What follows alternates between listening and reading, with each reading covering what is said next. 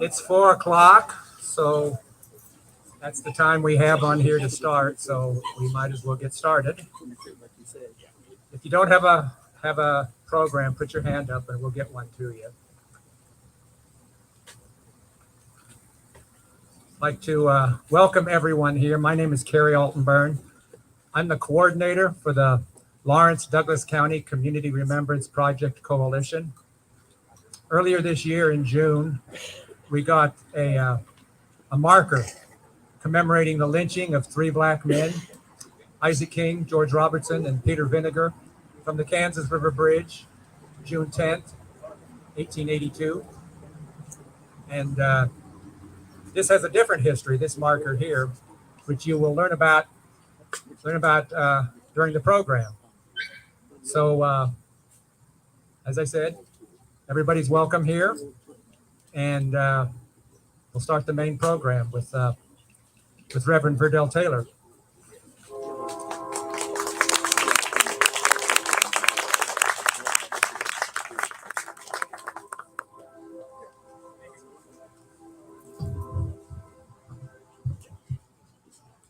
Good afternoon, everyone. It's good to see you on such a bright day. I'm only going to have a few moments to share with you. I want to keep track and stay on track as far as the program goes. As I know, on such a beautiful day, you came out for this program, and it could have been yesterday, and it could be raining. But there you go. But we're blessed to have this opportunity and to look back. But starting everything, please join with me in a moment of prayer, just reflection, do this in your own way. But I want to lead you shortly. Let us pray. Merciful Father in heaven, we take this opportunity to come together today for this purpose of dedicating a marker here in Lawrence, Kansas. We're just thankful and grateful just to be here and to be a part of this remembrance and this opportunity to continue to move forward.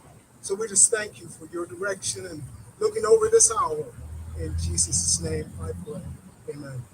So as we are gathered together today, just kind of thinking about things to say, how we should address this occasion. It gives you a chance to reflect on your own past.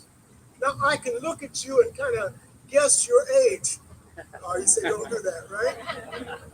But many of us have lived through these times that are spoken of here on this marker, the times that are spoken of in your program. You lived it, you're a part of it. If you're a person like me, a person of color, that I identify as being African American or Black, and in my age group, you actually lived some of these events. You lived those events dealing with swimming pools and integrating swimming pools. Lawrence, Kansas was no exception, obviously. Even though we talk about Free State, we talk about Lawrence is this and Lawrence is that. Yes, Lawrence is this and Lawrence is that. And yes, Lawrence had its issues. And we know this. We know it by reading. We know it by personal experience. So I want to encourage you to continue to read. Don't just stop with reading the marker. Do your own research. Do a deep dive. When you need to know something, reach out to those that know. Reach out to those historians. Reach out to the Watkins. Reach out to my friend Steve and Virgil and others that will help you connect. Reach out to Will Haynes. Reach out to people that know the history. Reach out to your own families. Your own families know the history, especially if they live that history. Locally, people here in Lawrence, during that time that Ray Jones died and the years before, during drownings when Black people couldn't find a place to swim, and they swam in the rivers, and many lost their lives. No, I'm not from Lawrence, I'm from Leavenworth. Same thing. People were swimming in rivers and things, but we had a pool. Yes, it was an all-black pool. Yes, we had our issues then, supposedly separate but equal. A lot of things have not really changed. I want you to know that. You need to stop and think about, how are you making a difference today in 2020, 2022, in these years, 2022? Have you made a difference? Or are you doing the same old thing? You know the adage that if you don't stand for something, come on, y'all, come on, you'll fall for anything. Stop falling for anything. Stand for something and let people know what you stand for. These folks in those years of the late 50s and early 60s, and in those turbulent times, they stood for something. They stood for something. They stood for what was right. Ask yourself the question, if you were there then, did you stand for what was right? Ask yourself the question, if you're too young to have experienced that, would you today stand for what is right? We must stand for what is right. Don't let those times just become historical and lost in the way we remember things, or only spoken of in family conversations. But challenge yourself to do something that your family members did. Challenge yourself. Do something. No longer do the Lawrence family members, the parents, have to take their children to Swope Park to swim in an integrated pool. No longer do they have to go to Topeka. You see, those communities were ahead of Lawrence in integrating the pools. But we still must say, what are we doing now to make sure that these times don't happen all over again? And some of you are saying, it's still going on. Absolutely. But what are you going to do about it? How are you going to make a difference? How will you change things? You got to get motivated. You got to stand up and tell somebody, this is what I'm standing for. No, show them in your action, this is what you're standing for. Back then, as they integrated the pools here, we had a lot of controversy going on. And you know it because you read about it or you lived it. It's not any different today. Yes, we progressed in a certain way, but now people feel bold and that they can say anything they want to say to anyone that they think they're big enough and bad enough to say it to. Better watch out. You may be speaking to the wrong person. I am not indicating that that would be a violent end. I'm just saying this is a time for humanity. This is a time that we're human. This is a time that we can be together as human beings, not separate, but together as human beings. So as you grow your children and your grandchildren and everyone that you're responsible for, and two, ask yourself the question, what am I standing for? Will I make a change? If I'm not standing for something, I'll probably fall for anything. Don't fall. No one will catch you. Stand for something. Take care. Let's carry on with our remembrance and dedication of this prayer.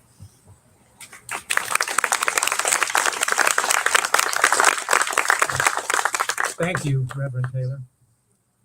And now you're going to hear some people who experienced what went on, and also some folks who worked to get this marker here. First off, we'll start off with Ursula Minor, president of the Lawrence branch NAACP, who's a Lawrence native.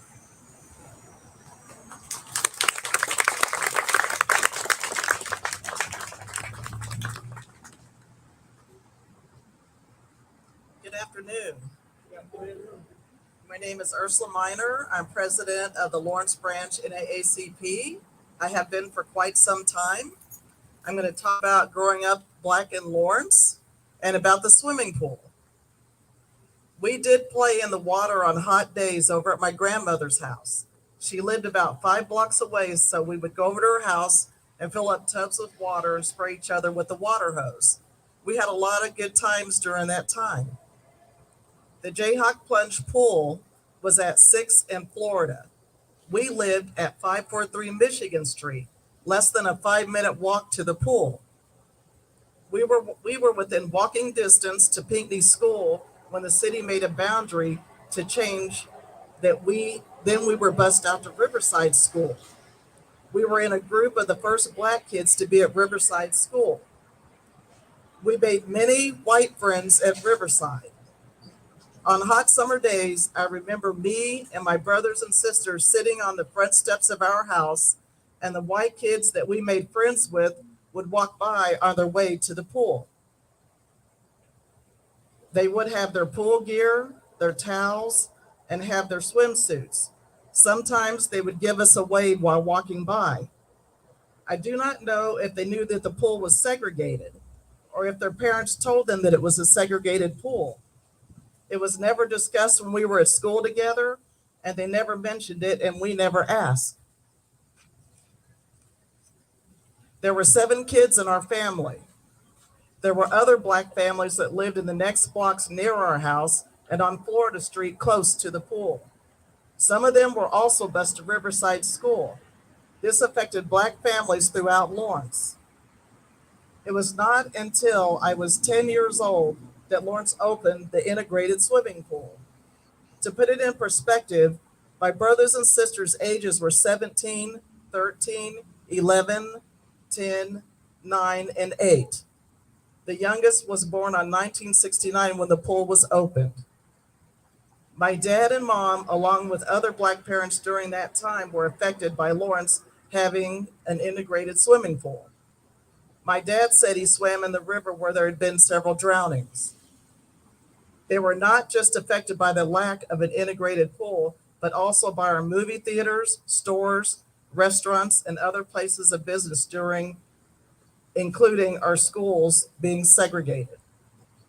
My parents and other Black parents in Lawrence not only went through segregation and racism, but had to see their kids go through it. That should have never happened. This was Lawrence, the Free State. As a current president of the Lawrence branch Naacp, looking back on the NAACP's involvement, I'm proud to say we had a large voice along with other organizations of Black leaders in bringing an integrated pool to Lawrence. We're still very much involved in our community as there is so much more work to do. Thank you.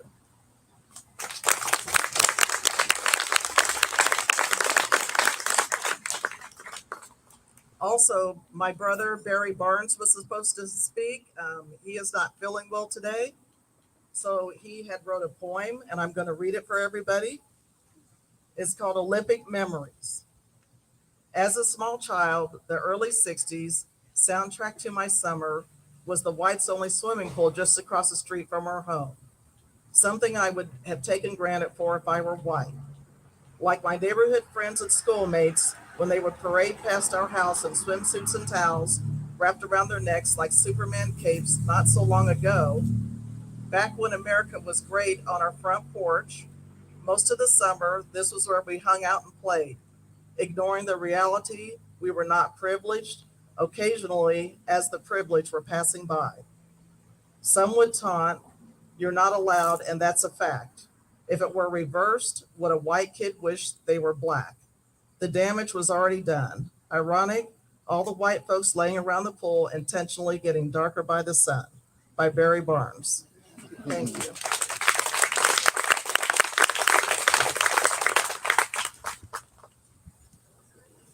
Thank you, Ursula. And now, we had asked John Spearman to be present at this dedication because he was a leader in the civil rights movement in the 1960s in Lawrence. Not just here, not just in the city itself, but in the school district too. As I said, he can't be here, but he sent a statement to be read by Annette Dabney. Annette?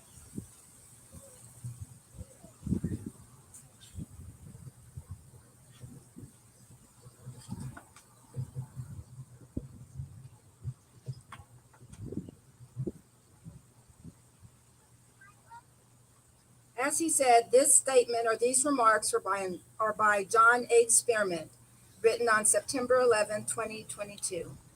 Good afternoon. Thank you for the privilege of addressing you today. Prior obligations made it impossible for me to attend. Still, I am here in spirit and will be watching the live stream of this dedication from my home in Phoenix. This ceremony is significant. It lays down a marker physically, socially, and culturally. It marks a time and a place in the river of Black struggle in Lawrence and Douglas County. When we proclaim Black Lives Matter, we do so repossessing all the aspects of our lives, from the most fundamental, life and liberty, to the most transcendent, the pursuit of happiness. Today's dedication does not occur in a historical vacuum. Thanks to the work of the Remembrance Project Coalition, we are deeply aware of two atrocities within a mile of where we stand. They frame the context of our thoughts, expectations, and aspirations for this commemoration. There is a marker in the river of Black struggle just down the street, memorializing the lynching of Peter Vinegar, Isaac King, and George Robertson, and the imprisonment and death of Mr. Vinegar's 14-year-old daughter, Margaret. You know this story because the Remembrance Project has brought its existence to light. Yes, we must affirm or reaffirm today, Black Lives Matter. You also know the story of Ray Jones. On June 3rd, 1955, Ray, a child of 12, merely wanted to swim. He had options: Potter's Lake, the Kansas River, or some other unsupervised, unsafe body of water. He chose the call and lost his life. The pursuit of happiness sometimes takes the simplest forms. Perhaps a swim on a sweltering summer day, yet no matter how simple, it remains an unalienable right that our government is obliged to ensure and protect. Instead, in both instances, indifference, not obligation, governed. Frederick Douglass said it succinctly, but in the interest of time, let me abbreviate his message even further. If there is no struggle, there is no progress. This struggle must be a moral one, or it may be a physical one, or it may be both moral and physical, but it must be a struggle. Power concedes nothing without a demand. It never did, and it never will. Our society's values say that children and their families have a right to expect the simple pleasure of swimming to be affordable, accessible, safe, and secure. Any child, any family. Today, the City of Lawrence ensures that right through the operation of the Aquatic Center. Everyone can swim affordably and safely in Lawrence. This is the norm, or this is now the norm. But never forget, this was no gift. This is the fruit of struggle, of lives lost and diminished. 3 times the citizens of Lawrence voted no to funding bonds for a municipal pool, forcing Black youth and other people of color into the hidden and unforgiving currents of the Kaw. As Black children struggled to breathe, white children frolicked at the Jayhawk Plunge, a private, members-only swim club. Whether their parents were members or not, for the admission price of 25 cents, lifeguards, water safety programs provided by the City of Lawrence, and curated water ensured a safe, protected swimming environment. Ray Jones had none of these minimal protections when he lost his life. Again, we must reaffirm today, Black Lives Matter. My parents, John and Fernell, were deeply committed to breaking down de facto segregation and its constraints. They fought on many fronts and in multiple ways in coalition with others. However, Ray Jones' drowning focused an immediate and harsh light on the indifference of City Hall and the larger Lawrence community, including its tacit support for the segregationist Jayhawk plunge. A coalition encompassing Black and white residents, university students, and professors opened the fight to integrate the Jayhawk plunge. It was a multi-pronged struggle over many years. But in 1960, direct action was taken with a picketing campaign. I was only 10, but I was one of those that marched. The picketing only lasted a week and failed to integrate the club. Nonetheless, it changed the dynamics of the fight. The challenge to the status quo was unrelenting. We never forgot Douglas's maxim: power concedes nothing without a demand. 7 years later, the bond approval was passed. It was a lesson that changed my life.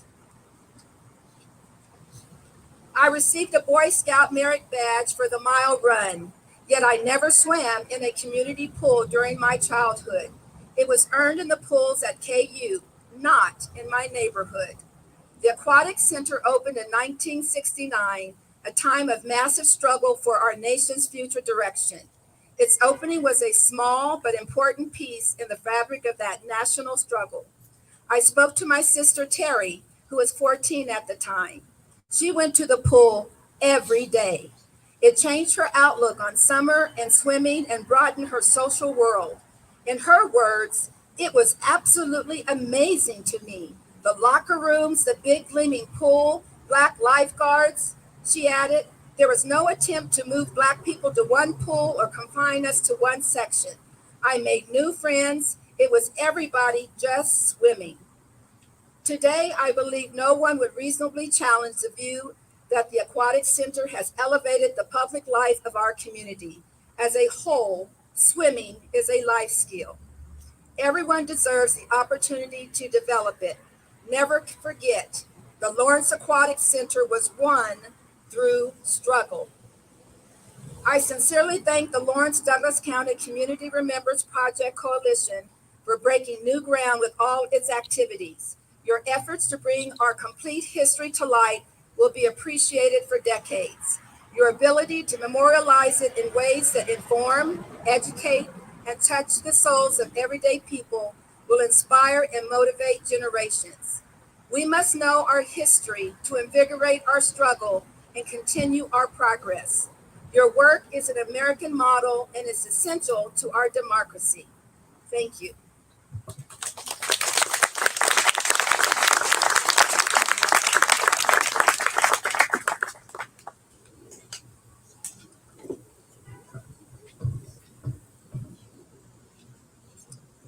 Thank you, Annette. Now I'd like to introduce three people who got this marker here. Boog Heiberger, who is 46th District Representative, House, Kansas. Virgil Dean, historian, and Steve Novak, Executive Director of Watkins Museum, who all had a role in getting this marker put here. So, gentlemen, the mic is yours.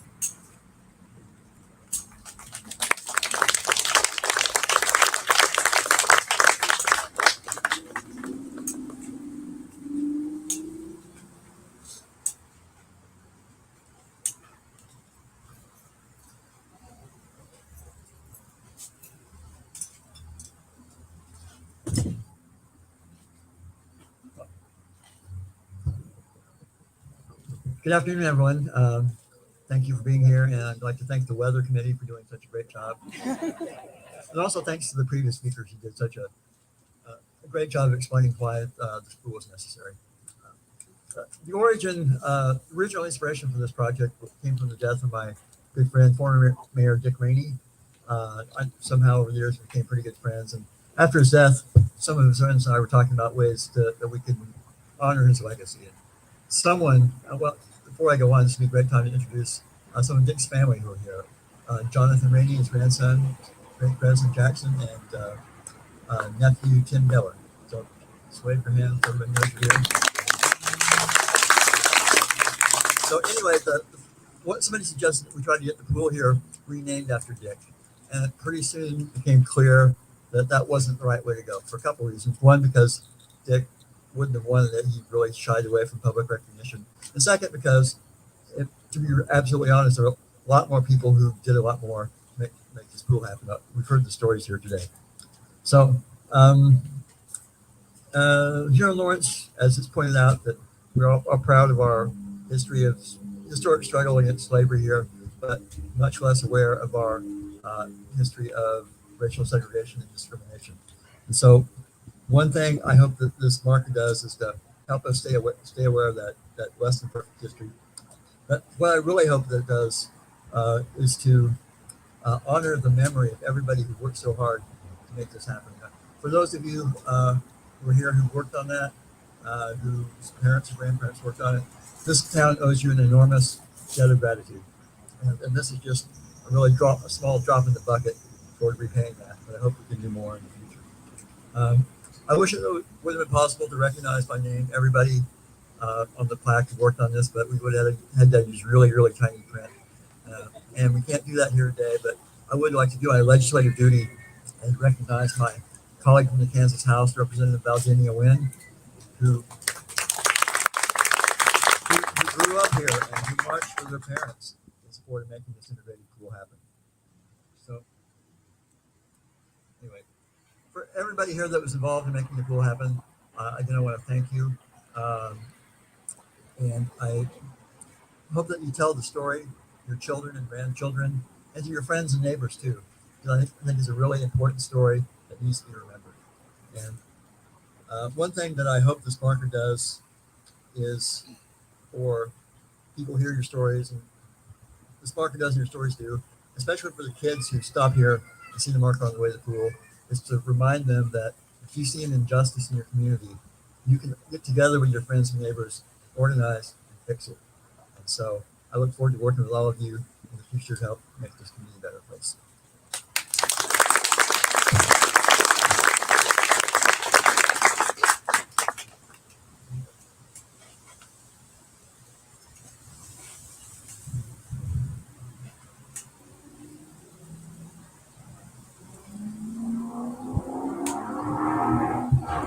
Thank you, Boo. Thank you all for being here. It's a real honor for me to be here and be involved in this project altogether. Unlike many of you, I didn't grow up in Lawrence. I grew up in Franklin County, a few miles away. And I was really not familiar with the particulars of the Lawrence story with regard to the pool situation, the integration of the pool, that whole saga, until the late 20th century, back in 1996, when as editor of Kansas History, a journal with Central Plains, a journal I had the privilege of editing for a number of years for the State Historical Society, we published an article by Rusty Monholland called Taking the Plunge. I'm sure many of you are familiar with that, and perhaps his book, which is about that story, but much, much more with regard to Lawrence history in the 1960s. And if you're interested in pursuing anything along those lines, that's a good place to start.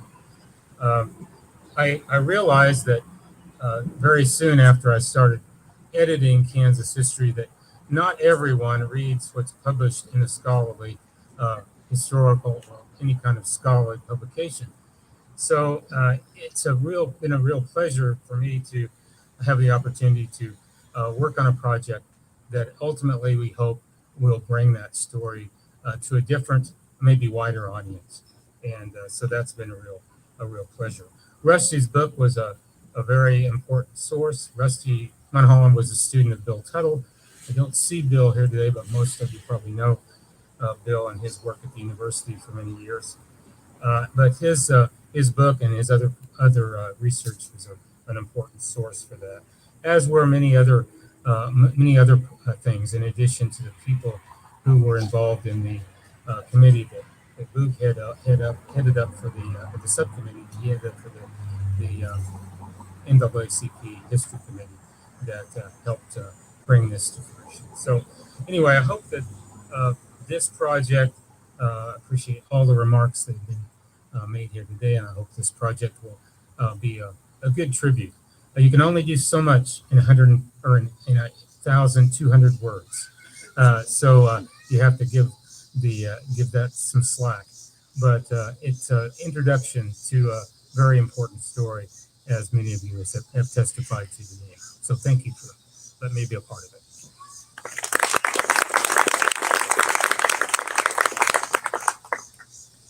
Well, the Watkins Museum's role in this was really mostly as a facilitator.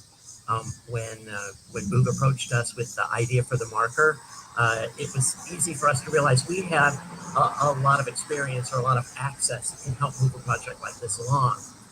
We have in our own collection photographs, or through our partners like the Spencer Research Library have access to photographs that can illustrate these panels. We know designers and fabricators. We know that you get 1,200 words in content for something about this size. So it was really a joy for us to be able to get involved with the project and use that expertise to help bring a historical story out to the community, something beyond the Watkins Museum's walls. And we're always looking for opportunities where we can do things like that, and also where we can take moments in history and provide them with a broader context to help people understand something that is really a driving force behind everything we do at the Watkins Museum and Douglas County Historical Society. It's actually two things. It's the belief that history is made by real people, ordinary people, and that the actions that we take shape the community that future generations inherit. And sharing this story is a wonderful example of how both those things hold true and the important impact it can have in Lawrence. I will also, I think, thank you all for coming out to join us today. And I would be the director of the Watkins Museum if I didn't encourage you to visit the Watkins Museum and study some of these stories a little bit more deeply. Thank you.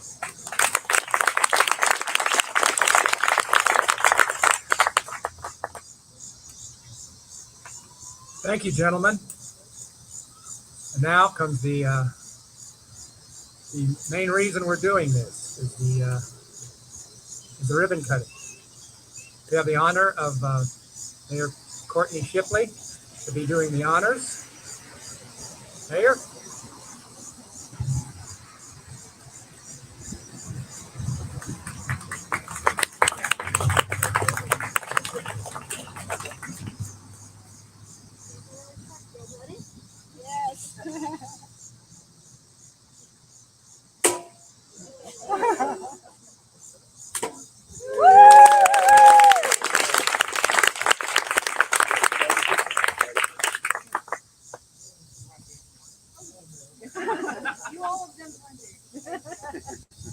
All right. Thank you. This marker is now dedicated.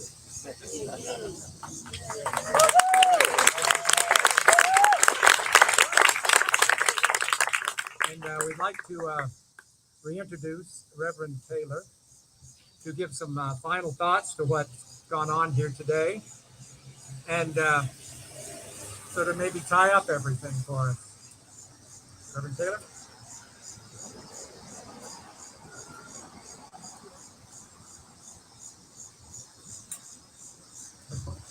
Thank you, Jerry. And I think the biggest thing I can do is say thank you to each and every one of you. Again, a thank you for making this possible, for making it happen. That's what this is all about. Kerry says to tie it together. You know, it's you that will tie this all together.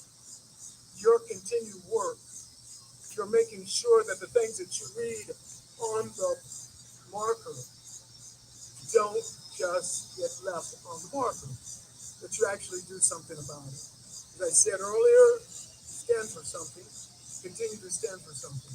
And I can tell that you're standing for something. Those who put this program together, it's really important. And to see people that are here today for this dedication, because it's something they believe in, that you believe in. So keep doing the work that you're doing. I know that serving on various boards in Lawrence has been a blessing for me. The other day, on the 8th of September, received a communique from Will Hayes, who is the Director of Engagement and Learning for the Watkins Museum of History. And so it's my pleasure to be just one of those board members that received this particular letter. But it spoke of the marker and the dedication of the marker. She first identified herself by saying, "My name is Paula Wynn." Okay, if that sounds familiar, it's because it's a sister to Representative Val Wynn. So, Dr. Wynn, we thank you for being here and being a part of the program today.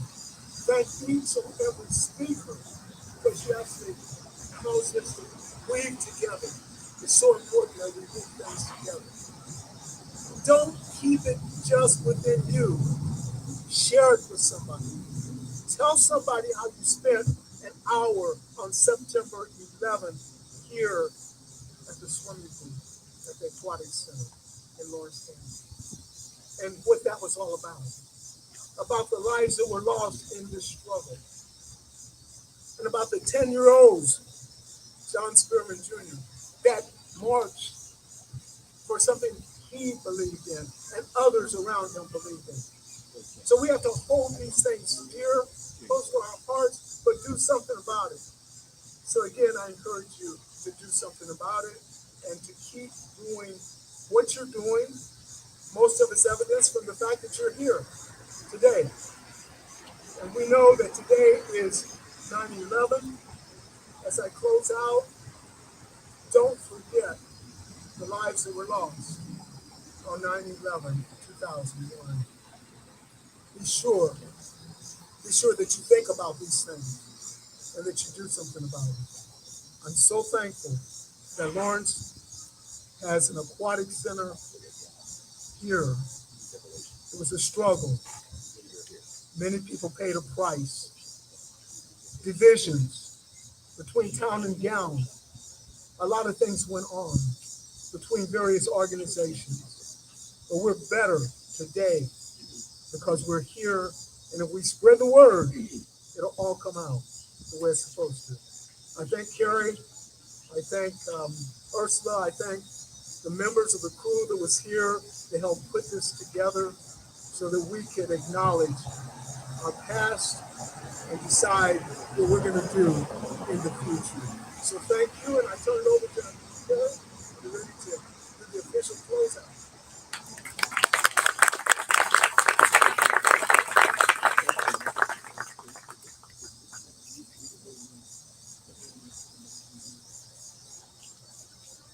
I think everybody here may understand a little bit more of what went into this. Everybody probably knew a little piece of it, but now you know the whole story. And as Reverend Taylor says, don't keep it under your hat. Spread it out. It's important. It's important to be seen doing good. It's not just important to do good. It's important to be seen doing good so other people will emulate it and know that they're not alone and that they can also do good. It doesn't take a lot of people. It just takes people willing to do it. And in closing, I'd like to invoke Dr. King, something that he was fond of saying.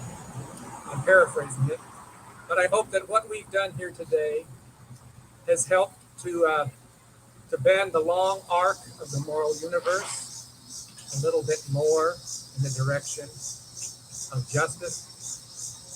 Each one of these things we do just makes a little bit more bending towards justice. So with that, I'd like to thank everyone who came here, and go enjoy the rest of your Sunday, beautiful Sunday afternoon. Thank you.